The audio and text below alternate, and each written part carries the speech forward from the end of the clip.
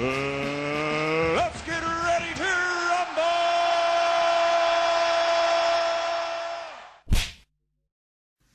Humans can try and take it upon ourselves to stop the natural order of things, but you will not save boxers from being boxers.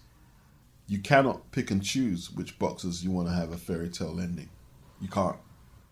The boxer is a loner. He's going into a dimension, whereas Mike Tyson said on that cannabis record, we're warriors, man. When we go into battle, we come out or don't come out at all. Blood Boxing told me that Riddick Bowe was driving a bus. Nothing wrong with that. It's a wage. But he obviously ran for his millions. He had a trilogy with Holyfield. They made a fortune between them. Absolute fortune in the 90s. But some people ain't good at retaining money, and some people ain't good at flipping their money and turning it into more money. It doesn't matter how great boxers they are. People talking about, oh, they shouldn't let Riddick Bowe fight. Well, if people are willing to pay for it, what business is it of yours? Just don't pay for it and let Riddick do what he's doing so he can try to pay some of his bills. Well, what do you want him to do? He doesn't have a stack of qualifications everywhere where he can walk into somewhere and start earning $100K a year or whatever. He doesn't have them qualifications. And there's nobody out there who's going to give him the money. The capitalist system is set up for us to potentially have to take risks to get money. Whether that's regular 9-to-5 jobs, some jobs are really dangerous, or you're going in the street to make money, or if you're going into a combat sport, it's dangerous. I'm not saying you can't voice your opinion, you don't like the match for whatever reason, he's too old. I'm not saying, it's all the, oh, they need to arrest whoever's making them go in the ring. No one's making him go in the ring. They need to stop it. I'm going to tie myself up against the ring in protest and all that nut shit. That's just too over the top, too much fake concern, a bit too sickly for me. Boxing is an imperfect sport. If you want to protect boxers, you protect all boxers. Holyfield at 58 is an anomaly. He's going to be in a big profile fight at that age. He's an anomaly. Most 58-year-olds are not in the ring, yeah? You got an 18-year-old girl who died just the other week. You got to protect all boxers, and the only way you can protect all boxers is to ban the sport outright. Punches to the head do what they do. Now, what you can do is take all the safety measures you can possible. Make sure there's adequate paramedics and doctors, good medical checks, and keep the PEDs out if possible. That's all you can do. And if the commissions and the boards doesn't think an old guy should fight, well, I support the board's decision. Don't get it twisted. I support their decision. But it's not just old people failing medicals to get in boxing rings. Trust me. Some people say the first signs of deterioration in Evander Holyfield was when he lost to Michael Moorer. Rumor has it that he had a heart attack during the fight, which led to steroid allegations. But he went the distance. But I would argue and say it was around the time when he's fighting John Ruiz. There was one particular fight where he got decked by Ruiz, and he held on to Ruiz for dear life. What goes around comes around. I remember Holyfield getting a whole load of criticism when he was a champion. His first reign, when he defended against George Foreman and Larry Holmes. I believe both of them were in their 40s when he fought them. And I always remember that one line from Holyfield when he went the distance with Foreman and they critiqued him about how an old man could take him the distance. And Holyfield said he wasn't fighting the man's age, he was fighting the man. And that's a very true statement. Larry Holmes actually gave Holyfield some issues. Cut up all his eye. Let's go back. You shall not interfere with the natural order of things. You will not take away the precautionary stories that the young boxers need to hear so they avoid the traps that their predecessors fell into. You shall not take that away from them. You will not take away the story of Randolph Turpin, who arguably has the greatest victory of any British boxer ever. You will not take away his story. Yes, he beat Sugar Ray Robinson. And listen, he was a good fighter. Even without the Robinson victory, he was a great fighter. 66 wins, 45 inside the distance. He hit very hard, very physically strong. Had an awkward style that was hard to figure out. A good jab. But it's the Tibero Mitri defeat in Italy for the European title. He was knocked out in a round. And the guy in the documentary said his eyes were out of alignment after that. And he fought on with his ailments and whatnot, because that's just what they did. The medicals wasn't stringent. Well, allegedly, they're supposed to be stringent today. And they say after the Yolande Pompey defeat, where he's knocked out in 2, he was just out with the fairies after that. Horrible knockout. Horrible knockout. Then he ended up wrestling, driving here and there to get these wrestling gigs for pounds, whatever pounds they were paying him. This was a man who earned huge purses. He will claim that his management done him dirty. He ended up working in a scrapyard, but with a smile on his face. This was a man who earned a fortune. He was trying to keep the cafe afloat that he bought for his wife, but it all went down the pan. A lot of stuff went down the pan. He ended up shooting his daughter and killing himself with the same gun, committing suicide. His daughter survived it. I believe she's still alive today. You can't take the story away, and it's not your right to either, because it makes you sad. It's the equivalent of taking the hot stove away from your kid, knowing that's the only effective way to teach him or her not to put their hand on it. Hard luck stories are what shape the future for change for the better. It is what it is. Apparently Holyfield made about $1 million for Saturday night's debacle, let's call it that. You know what I mean? He looked stupid out there. But that's only because people wanted to pay to see it. Most of that $1 million is probably going to be paid out in debts. Well, newsflash, there's a reason the bank makes so much money off them overdrafts, because a lot of people are living above their means, not just Evander Holyfield. The only reason we may not see him in a boxing ring again is because nobody's going to pay for it after that performance. It's got nothing to do with his age. It's about performance. People enjoyed Tyson's exhibition or fight against Roy Jones, so he's got another date lined up. There's a lot of old people in Britain who are past retirement age who are still having to go out there and work because they have debts. Old people who've worked hard all their life, put into pension schemes that have been fraudulent, and they're still out there having to grind. And some of them just ain't managed their money well, and this is the outcome. Leave Holyfield to handle Holyfield. He'll either work it out for himself or he won't. People talking about he had to sell his mansion to Rick Ross. Well, so what? At least he lived in it for 20 or 30 years or whatever time period. None lasts forever. I haven't heard him ask for babysitting or anybody's sympathy. Ali didn't ask for it either. You know, Ali fathered how many children, healthy and looked after them too. Used to roll with Malcolm X, won the heavyweight title 3 times, was recognized in all the countries he traveled to and respected, made a lot of money, had nice homes, cars. And he said he's not angry or mad about anything when he had Parkinson's. It was outsiders. Oh, Ali. And it was them. Like, he had a great life. He doesn't need your sympathy. Yeah, he got Parkinson's, but he had a loving family to look after him. If you're a personal friend of the boxer, then ignore what I'm saying. It's a little different. But we have to allow people to play out their script, have their successes and their failures. You know, when you think of boxers like J. Rock Williams, former 154-pound champion, he's from Philly. But I was watching these tweets. They were talking about AJ spent over $7.5 million in the last 2 years on property in London, Watford, etc. Pacquiao recently invested millions in real estate. The blueprint is there. None of these men will ever have to return to boxing after retiring. Somebody chips in and said Larry Holmes is known for this as well in his hometown of Eastern Pennsylvania, which is Philly. Although somebody's going to probably say, no, it's not Philly beats. You know what I mean? What are you talking about? You know what I mean?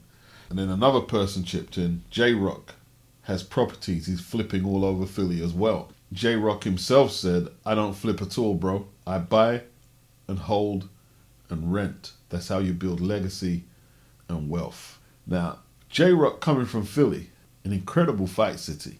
What if J-Rock didn't hear the stories about Matthew Saad Muhammad, an orphan who rose all the way to the top of the light heavyweight division, became champion, and then ended up homeless and died before he turned 60?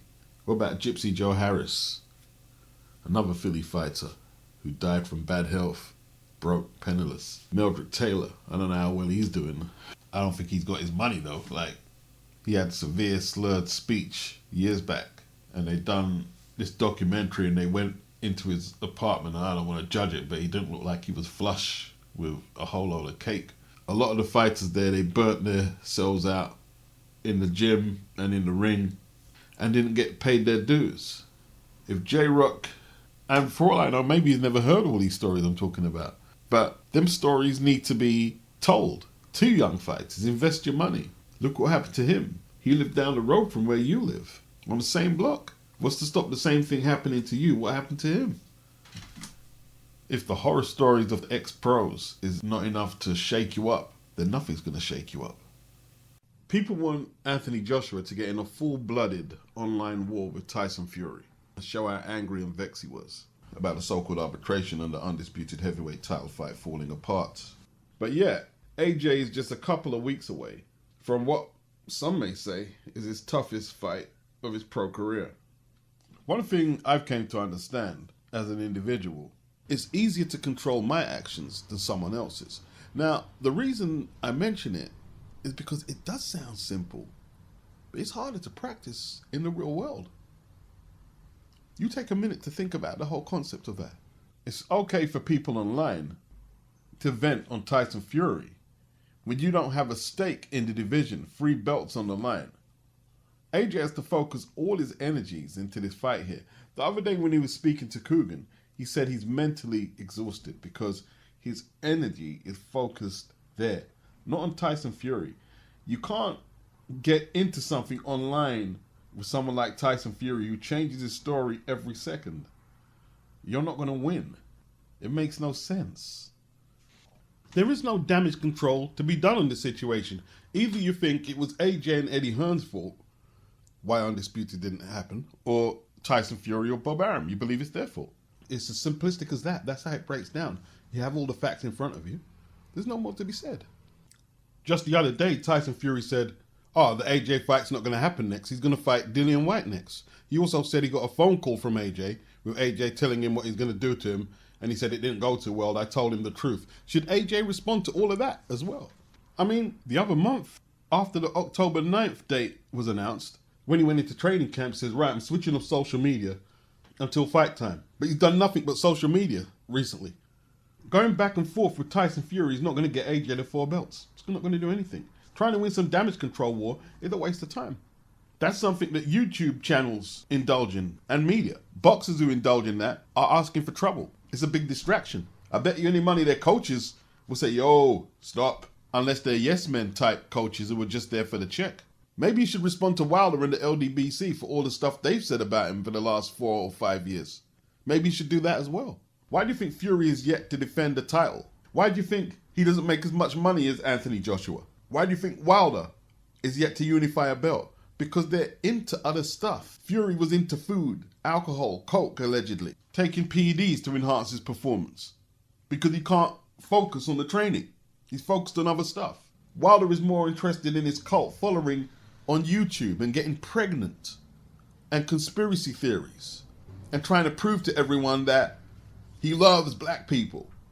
And the bottom line, fights are won in the ring, not damage control wars online. Tyson Fury is fighting Deontay Wilder, allegedly, on October the 9th. He's talking about Anthony Joshua and Dillian Whyte more than Deontay Wilder. Is the fight actually happening? Or perhaps he's just a great multitasker. Well, that's good for him. Not everybody can do that. Maybe the bipolar is a blessing in that regard then, if he can do that. Talk about other opponents when he's facing Deontay Wilder. You go up to Anatoly Lomachenko and Usyk and start talking to them about other fighters or other fights. I bet you any money. No, we are focused on Anthony Joshua and we're focused on the task at hand. I guarantee that's the answer you will get. They won't be talking about old amateur beefs he had with some rival in the Ukraine or someone calling him out online now. Well, they're not entertaining that. If McKenna keeps his hands out like he is there, gets a little bit lower. See, he tries to roll, but he's too tall to roll. If he dips a little bit lower, then he can come up with some of these shots there and just makes it defensively, when he's attacking, a little bit smarter, a little bit harder to hit. That was from the Channel 5 card that just passed this Saturday. So that was Steve McKenna against Gary Musa. And basically, McKenna is a 6-foot welterweight from Ireland. And he's a come-forward slugger. That's what he is, basically. He went into the Gary Musa fight with 4 stoppages out of 4 fights. Now, I've watched most of Steve McKenna on Channel 5. Musa actually decided to fight back, unlike a lot of Stevie's opponents. He met fire with fire. He got caught with some big shots, but he took them and he was firing back. Musa was doing a pretty good job landing his own shots, but Stevie was landing the bigger, harder punches. And in the third round, Barry Jones said, it's pretty hard to decipher, but I think he's saying McKenna needs to get his hands up or he needs to get lower to try and roll underneath the shots. But he said he's too tall to roll underneath. I mean, he's a 6 foot welterweight. His opponent is 5'9.5". McKenna was basically crouching down into the line of fire, but he doesn't care if he gets hit. Now, as he continues, he won this one by decision, 6-round decision. Is he going to have to develop a jab and use his considerable size in a more conventional way for a tall fighter? Because he was trying to get underneath a 5'9.5" guy's punches. Now, for one, it's a waste of energy for someone that tall. You see, when he's crouching down, he's crouching into shots. And when he's straightening back up, he's also vulnerable for shots. Crouching down and then having to straighten back up. Because he's not coming out at the sides when he's crouching down. He's coming straight back up, standing tall. I tell you what, you put him in with Virgil Ortiz and let him do that. That body is going to get hammered. That right hook to the body is going to hammer Stevie so hard because he's just not hiding his body. He's not coming off the line at an angle or none of that because he's so tall trying that technique. His brother Aaron, he might fight a middleweight. He fights exactly the same as him and they're both trained by Freddie Roach. I don't know what that says about Freddie. Make up your own mind. When Mike Tyson crouches underneath a 6'2", 6'3", or 4 guy when he was fighting, when he straightens up, he doesn't come up that high. He comes up to what height he is, 5'10". Plus Mike used to move around the sides of his opponent. And even if he didn't, you still got to punch down, which is awkward. If we go to the heavyweight division, people have been looking at the recent training videos with Malik Scott and Deontay Wilder. And we see Wilder crouching underneath Malik's hands when he's holding up the pads, going to the body. Peter Fury, he wasn't convinced about that when he first saw it, if that's a good idea or not. In saying that, Deontay is about 6'7", Tyson is about 6'8". So for once, Wilder is up against a taller opponent. I think we have to wait until this fight plays out before we jump to any conclusions and see if Wilder's attempt at peekaboo / bob and weave is effective against Tyson Fury. I think in the ring center, it could be very dangerous where Tyson has the room to maybe step to the side or take a step back and then come back with the backhand because he can switch stances as well. That could be dangerous. Unless Wilder is backing Fury up against the ropes and denying him leverage to get straight punches off, it could be a problem.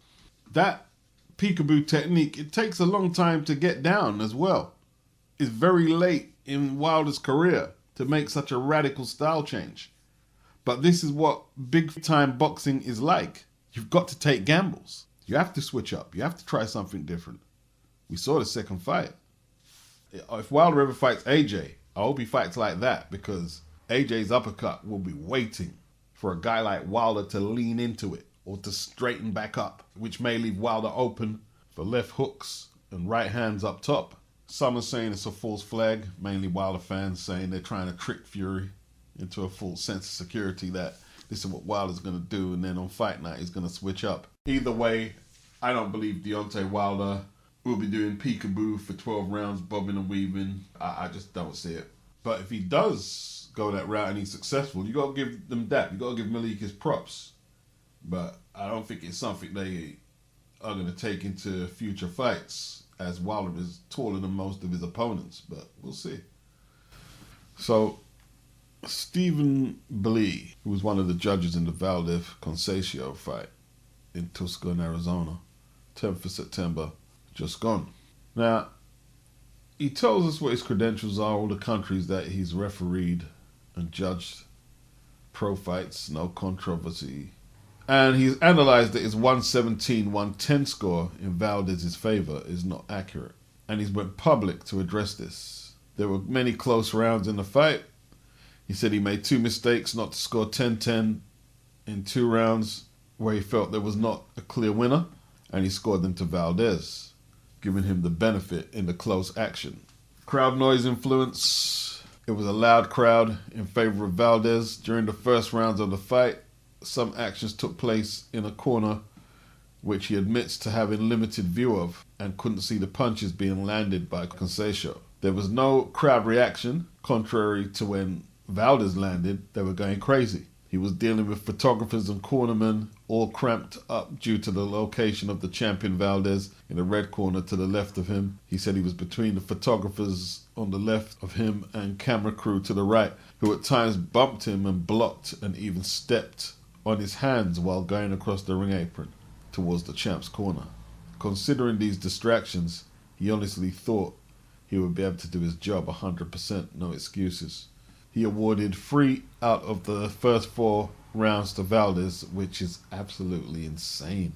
He said he's watched the fight again on television and has a score of 115-112 or even a 114-113. Which one is it? 115-112 is not 114-113.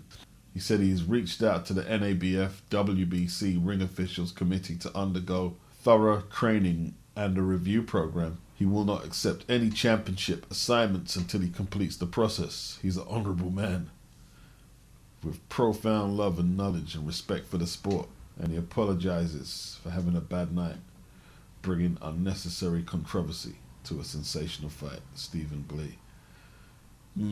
Well, it doesn't give CONCEICAO the belt, does it?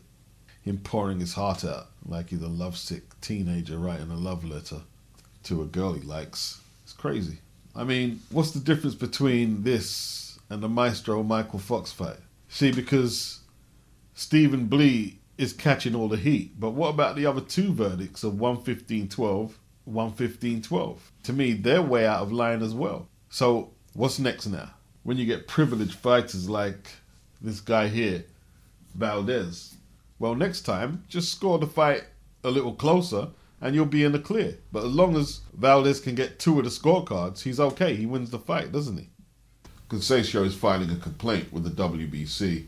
They're airing their grievances, the officiating, the judging, and the fact that Valdez was allowed to retain his title despite testing positive for a banned substance.